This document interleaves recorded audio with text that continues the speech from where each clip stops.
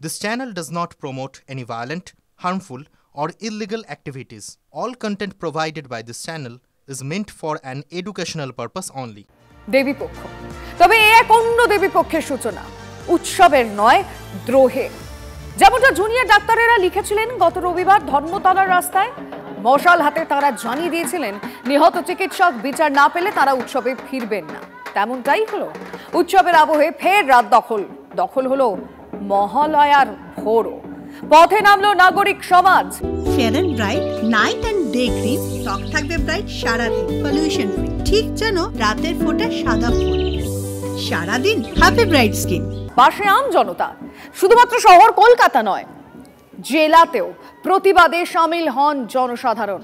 কোথাও পথনাটিকা, কোথাও মানববন্ধন, কোথাও আবার বিচারের দাবিতে জোরালো স্লোগান।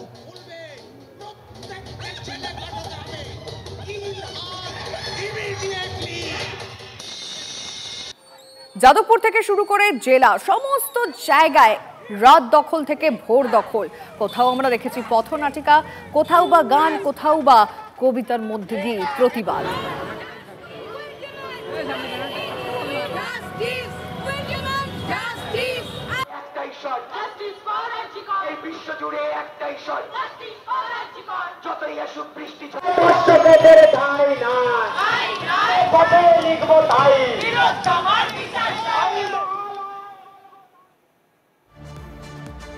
উৎসবের আবহ নিভছে না প্রতিবাদের আগুন। কর্মবিরতির মধ্যেই আজ তিলোত্তমার জন্য বিচারের দাবিতে মহা মিছিলের ডাক জুনিয়র ডাক্তারদের। কলেজ স্কোয়ার থেকে ধর্মতলা পর্যন্ত মহা মিছিলের ডাক দিয়েছেন তারা। রাজ্যের সমস্ত মেডিকেল কলেজ হাসপাতাল থেকে শুরু করে সমাজের সর্বস্তরের থ্রেড কালচারের প্রতিবাদে মহা মিছিলের ডাক। কলেজ স্কোয়ার থেকে দুপুর 1টা নাগাদ মিছিল শুরু হবে। মহালয়া দেবীপক্ষের সূচনা। সেই মহালয়ার সকালেই হরিনাম সংকীর্তনের মধ্য দিয়ে পুজো শুরু করলো বালিগঞ্জ প্লেসের বালক সংঘ। আয়োজন করা হয় বর্ণাঢ্য শোভাযাত্রার। সমসাময়িক অস্থির পরিস্থিতিতে প্রয়োজনীয়তার কথা মাথায় রেখেই হরিনাম সংকীর্তনের আয়োজন, দাবি উদ্যোক্তাদের।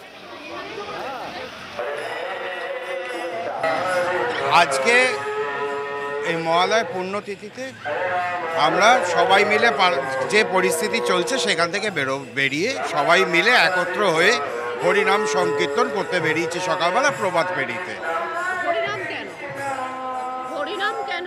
হরিনাম কারণ এখন যা পরিস্থিতি চলছে সেখান থেকে একটু বেরোবার জন্যই আমরা হরিনামটাকে অর্গানাইজ করেছি।